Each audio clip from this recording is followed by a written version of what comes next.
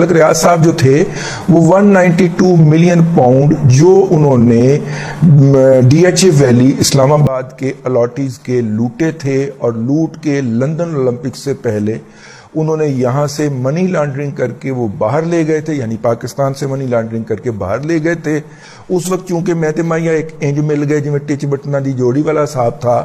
تو اس لیے ان کو کوئی پوچھ ہی نہیں رہا تھا۔ نمبر 1 ادارہ بھی ادھر منہ کر کے بیٹھا سی، امیگریشن والے بھی اپنا کسٹم والے بھی ادھر دیکھنا شروع کر دیں تھے، ایف آئی انج ویکنا شروع کر دیں تھی، اور ملک ریاض اپنے طیارے میں بھر بھر کے ڈالر لے جاتا رہا، یہاں سے دبئی لے جاتا تھا، دبئی سے بینکنگ ٹرانزیکشن کرتا تھا، انگلینڈ میں اس کے اکاؤنٹ میں جاتے تھے اور اس کی جائیدادیں خریدتا تھا۔ ٹریجڈی اصل میں یہ ہے کہ ملک ریاض کی نہ صرف کہ وہ پراپرٹیاں ضبط ہوئیں 2، باقی وہاں کی وہاں ہی ہیں،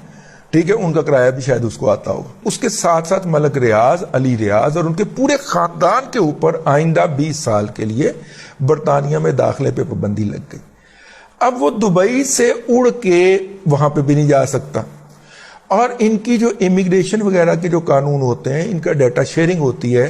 یہ اب اٹلی کے جزیرے مالٹا پہ بھی نہیں جا سکتا جہاں پہ گوگی جا کے چھپی ہوئی ہے۔ بیریا ٹاؤن پشاور کے جو ایڈ چھپے ہیں اور بیریا ٹاؤن پشاور کے جو ہینگرز تھے ان سے لاہور کا ہر کھمبا سج گیا تھا،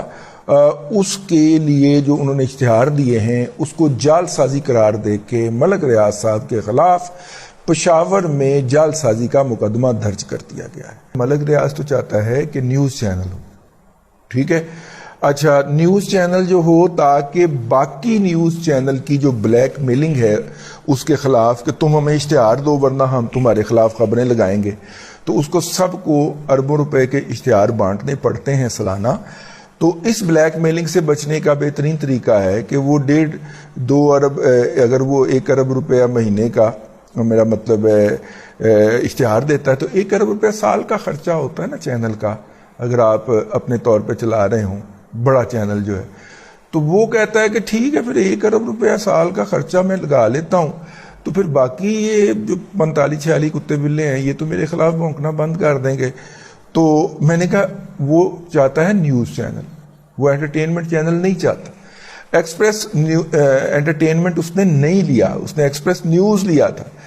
اور دبئی سے بھی ایکسپریس نیوز چاہے گا۔ ان کنسلٹنٹ صاحب کو میں نے بتایا نیوز چینل جو ہوگا وہ دبئی سے امپاسبل ہے۔ دبئی کی گورنمنٹ کہتی ہے پہنا ہے اپنا گند جڑا نا یہاں سے چکو اور چلو اپنے ملک، ساڑھے ملک پہنا ہے تو کنجر خانہ کھول لو، کیونکہ کنجر خانہ ہم نے بھی کھولا ہوا ہے، یو اے کی گورنمنٹ نے،